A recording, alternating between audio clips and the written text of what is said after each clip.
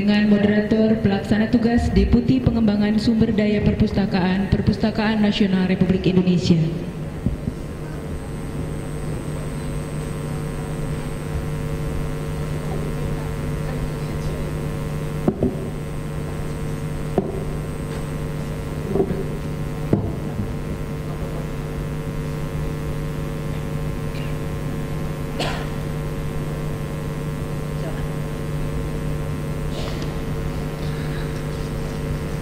Ibu bapak sekalian peserta seminar yang kami hormati, Bapak Menteri BUMN yang kami hormati, Ibu Kepala Pusat Nasional yang kami hormati, di hadapan bapak sekalian, alhamdulillah pembicara utama kita Bapak Menteri BUMN Pak Dahlan Iskan sudah hadir di tengah-tengah kita.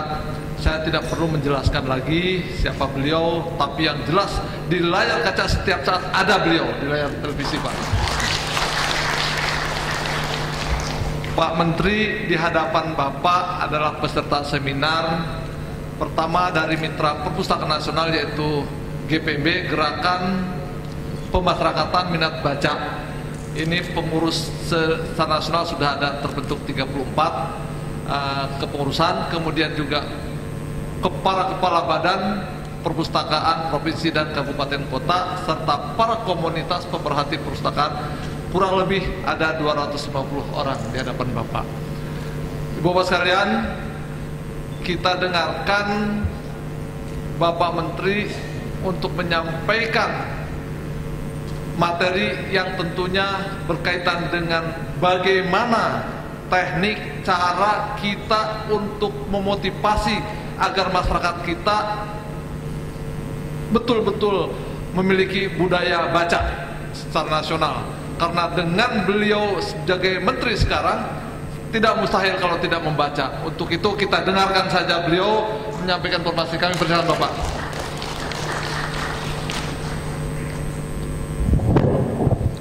Assalamualaikum warahmatullahi wabarakatuh. Boleh saya ngomong belak-belakan? Belak-belakan saya tidak ngerti jawaban tadi itu semua. Jadi belak-belakan saya tidak bisa menjawab pertanyaan tadi. Dan saya ini tidak ahli perpustakaan, tidak tahu bagaimana mengelola perpustakaan, tidak tahu bagaimana memotivasi orang supaya membaca, tidak tahu. Tahu saya hanya menulis, bahwa orang suka membaca atau tidak saya serahkan pada pembaca, dan bahwa katanya pembaca senang membaca tulisan saya, ya alhamdulillah, itu aja. Jadi pidato saya hari ini persis pidatonya Kang Sastro, anggap aja tadi itu pidato saya juga. Nah sekarang tanya jawab aja, siapa yang mau bertanya? Bapak, ke sini Pak, ke sini. Siapa lagi? Siapa lagi? Ya, ke sini.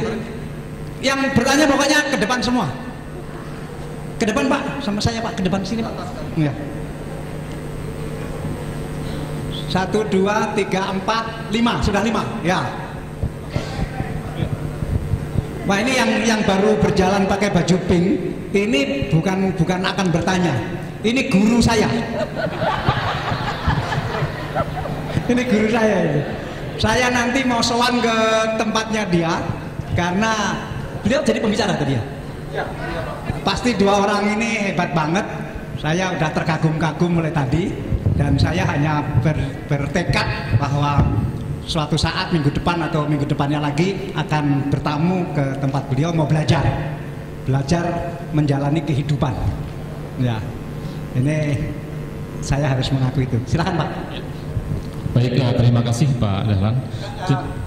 Nggak usah pakai terima kasih, nggak usah pakai yang terhormat, langsung saja memperkenalkan namanya siapa, dari mana, dan mau ngapain. Baik, nama saya Yoyo dari Perpustakaan Nasional Pak. Saya mendengar satu kata dari Bapak yang kemarin di televisi. Bapak membaca sebuah buku namanya Saya Burung Jalak Bukan Jablay.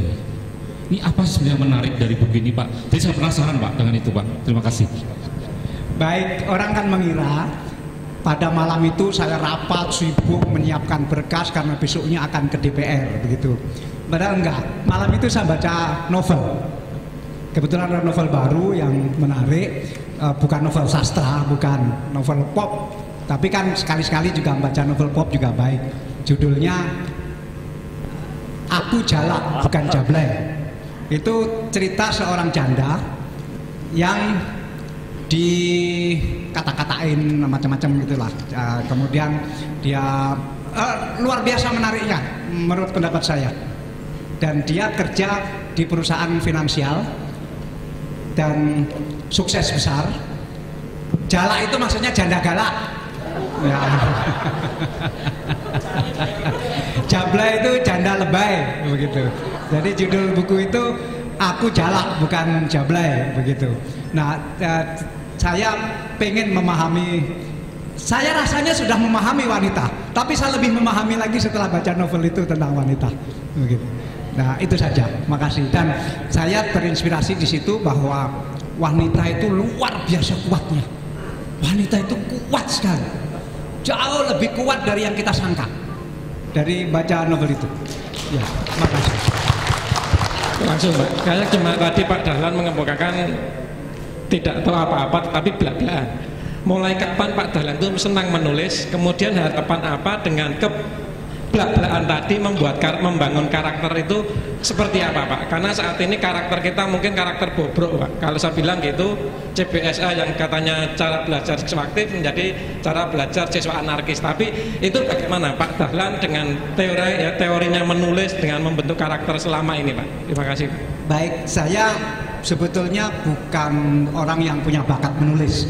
Karena orang tua saya buruh tani, darah saya adalah darah buruh tani, dan tidak ada kebiasaan menulis. Minta maaf, saya kalau pelajarannya mengarang saya nilainya dapat 5. Kemudian saya juga tidak terbiasa menulis. Ini apa adanya aja. Karena waktu sekolah SD saya nggak punya buku. Kemudian waktu SMP atau sanawiyah, buku saya itu cuma 1 buku tulisnya. Nanti kalau sudah penuh dihapus lagi, kalau sudah penuh dihapus lagi begitu. Dihapus pakai stip. Stipnya bukan stip yang beli, stipnya dari karet gelang yang diuntel-untel begitu. jadi saya pada dasarnya tidak punya bakat menulis atau nggak tahu lah. Tetapi saya belajar menulis karena saya menjadi wartawan. Karena saya jadi wartawan, saya harus menulis, dan tulisan saya awalnya jelek sekali. Kemudian dikoreksi, lama-lama tahu, oh begitu menulis, begitu. Dan sekarang ya jadi mungkin karena kesungguhan saja bisa jadi penulis di majalah yang menurut orang-orang gabungan jurnalistik dan sastra, berarti tidak sembarangan. Dan saya bisa berkarir di majalah Tempo waktu itu, dan dari situ saya kenal seniman-seniman besar, saya kenal para sastrawan waktu di majalah Tempo, dan mungkin ketularan saja, dan selebihnya mungkin takdir ya. Makasih. Selebihnya aku nggak bisa jawab karena pertanyaan Anda terlalu sulit ya. Makasih. Silakan, Pak. Terima kasih. Nama Tulus Widodo dari daerah Istimewa Yogyakarta. Kami pernah bekerja sama dengan PLN. Waktu itu mungkin Pak Dahlan sedang menjadi direktur utamanya dan berhasil dalam meningkatkan minat baca di Yogyakarta dengan tema PLN pendukung utama minat baca. Karena orang membaca kalau dalam keadaan gelap tidak mungkin bisa membaca. Karena listrik orang bisa membaca. Nah, sekarang Pak Dahlan sudah menjadi Menteri BUMN. Bagaimana kalau kita kerjasama BUMN membantu minat baca di Indonesia, daripada uangnya untuk upeti DPR. Terima kasih. Wassalamualaikum warahmatullahi wabarakatuh. Saya ngomongnya kurang semangat. Setuju, Pak, karena waktu di PLN memang kita punya program itu, tetapi sebaiknya nanti kerjasamanya bukan dengan Kementerian BUMN, tetapi dengan BUMN, begitu. Karena kalau Kementerian BUMN itu tidak punya biaya. Kementerian BUMN itu dana anggarannya kecil sekali, karena memang saya tidak mau anggarannya besar. Ada keinginan untuk meningkatkan anggaran Kementerian BUMN, saya tidak mau. Bahkan anggaran perjalanan itu sampai 28 miliar, saya turunkan menjadi 18 miliar. Tapi kalau BUMN itu punya uang. karena mereka perusahaan terserah apakah Pertamina, apakah PLN, apakah Bank Mandiri, apakah Bank Rakyat, apakah Telkom, apakah Telkomsel, apakah perkebunan, apakah kereta api, apakah Garuda, apakah Semen Gresik, semua itu di bawah saya, mulai dari bank sampai pesawat, sampai kereta api, sampai perkebunan, sampai senjata, dan silakan bekerja sama mereka. Mereka punya perhatian di sana. Makasih Pak. Makasih. Pak Dahlan Iskan, nama saya Erwin Sitorus dari Kalimantan Barat, Pontianak. Yang menjadi pertanyaan bagi saya, Bapak paling sering menulis. Ada orang mengatakan orang yang sering menulis berarti orang yang biasa membaca. Bagaimana artinya Bapak? Tadi Bapak bilang itu saya itu hanya karena wartawan dulu biasanya menulis, makanya jadi bisa tulisan saya dibaca orang.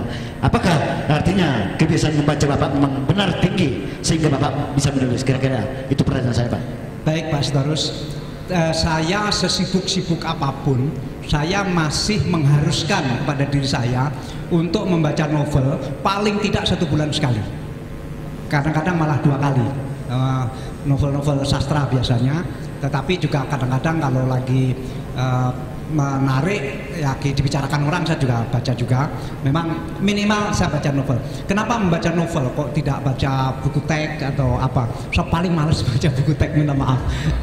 Saya senang itu baca novel atau puisi atau riwayat hidup orang. Artinya tentang orang itu biasanya saya baca. Tapi kalau sudah mengenai teori-teori, mengenai textbook, mengenai motivasi, biasanya saya kurang tertarik. Tapi novel, karena membaca novel itu kita bisa berimajinasi lebih jauh, dan memang paling bahagia itu penulis.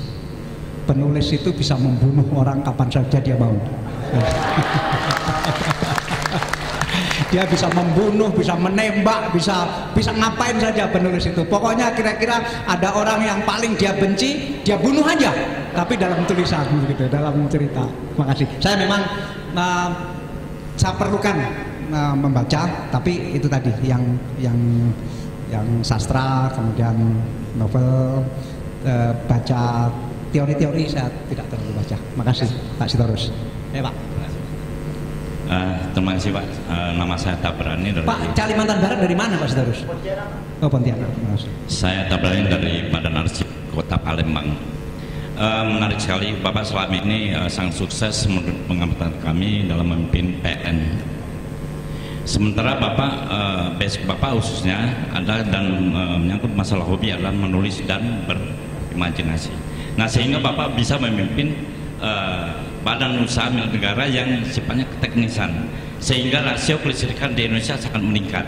Nah, itu mungkin Bapak punya suatu kiat ataupun suatu manajemen konsep yang selama ini belum kita ketahui baik oleh orang teknis maupun sosial. Nah, mungkin itu yang pertama. Yang kedua Pak, sejalan dengan itu tentunya dalam pengembangan minat baca, dukungan dari pihak BUMN yang ada di daerah, khususnya mungkin di daerah kami juga di Palembang itu sangat banyak. Tapi mungkin perlu dari kementerian memberikan satu porsi melalui CSR dan memberikan satu porsi berapa persen yang bisa diberikan baik untuk pendidikan maupun untuk perusahaan. Itu yang mungkin perlu diatur Pak. Karena kami pernah berbicara dengan salah satu BUMN, mereka tidak berani. Paling banyak mereka berani membantu 200-300 buku. Sementara kita minta lebih dari itu maunya Pak. Terima kasih. Pak siapa tadi? Tabrani. Pak Tabrani. Pak Tabrani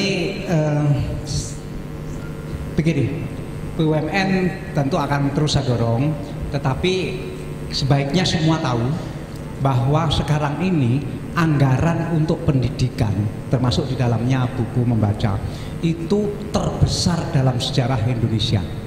Tahun ini anggaran untuk pendidikan itu 320 triliun anggaran untuk pendidikan. 320 triliun. Itu belum pernah pendidikan dapat anggaran begitu besar. Ngabiskannya aja sulit. Cobalah bikin program yang baik, bikin program yang sangat baik, kemudian dipropos ke Kementerian Pendidikan. Jangan semuanya juga ke BUMN, karena BUMN itu yang minta itu juga ribuan. Ini Bapak itu hanya salah satu dari ribuan.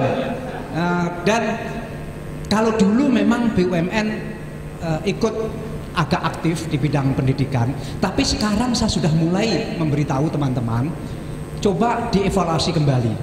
Apakah BUMN masih perlu memberikan perhatian kepada pendidikan sebesar dulu? Mengingat di kementerian sekarang, di Kementerian Pendidikan yang bidangnya itu kan bidangnya Kementerian Pendidikan, itu anggarannya sudah betul-betul luar biasa besar. Apa enggak sebaiknya BUMN berubah lebih ke menggunakan daya dan keuangannya untuk mengentas kemiskinan? Karena kemiskinan ini yang sangat miskin itu masih 36 juta orang. Apakah enggak itu BUMN? Dulu iya, karena anggaran pendidikan itu masih kecil sekali. Tapi sekarang dengan anggaran pendidikan yang 320 triliun dan naik terus, ini BUMN akan mengevaluasi dirinya.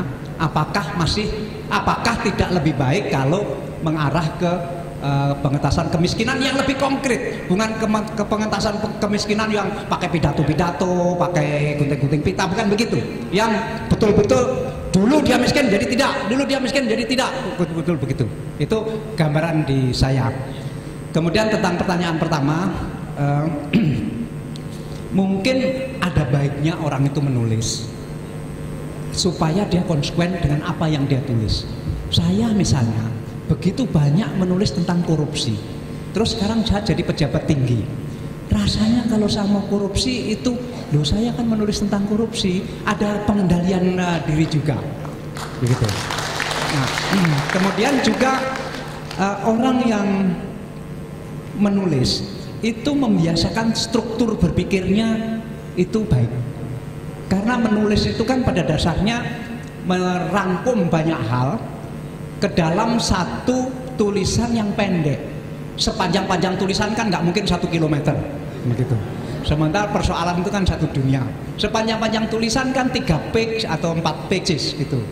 Dan untuk itu diperlukan struktur berpikir yang memadai. Nah, untuk punya struktur berpikir yang memadai, tentu kapasitas berpikirnya harus besar. Saya yakin bahwa semua penulis itu kapasitas otaknya besar, karena dia harus mengabsorb banyak bahan. Jadi banyak bahan dia harus paham, harus dia kumpulkan. Kemudian dia harus bisa menstrukturkan pikirannya, bagaimana bahan yang begitu banyak diambil yang terpenting atau yang paling menarik, kemudian disusun sedemikian rupa menjadi tulisan yang pendek dan menarik. Itu kalau tidak punya kecerdasan tertentu dan struktur berpikirnya tidak tertib, tidak mungkin dia bisa menulis itu. Sehingga baiknya digalakkan menulis di samping membaca adalah untuk membentuk struktur berpikir yang baik. Karena kalau kita sering mendengar dialog atau telewicara di TV atau di radio, kadang-kadang kita pusing sekali mendengar orang ngomong tidak logis sama sekali. Nah, menulis adalah menghindarkan dari berpikir yang tidak logis. Jadi saya juga pengen sebetulnya di samping gemar membaca juga gemar menulis. Terima kasih Pak Dabrani, terima kasih. Ya Pak. Ada dua Pak. Yang pertama saya ingin meneruskan ide dari Pak Zastro. Terima kasih Pak Zastro. Katanya untuk menumbuhkan budaya baca itu dua, satu hard culture, dua soft culture. Hard culture saya tinggalkan dulu karena sifatnya dia dalam tanda petik ringan, ya ada uang kita beli buku, kita beli ruangan dan seterusnya. Saya ingin yang ke soft culture nih karena menyangkut mindset dan cara berpikir. Nah, di antara pendekatan yang sangat strategis untuk membentuk mindset cara berpikir yang strategis adalah pendekatan agama, Pak. Pendekatan agama, Iqra dan seterusnya. Hadis banyak sekali menyuruh kita untuk membaca.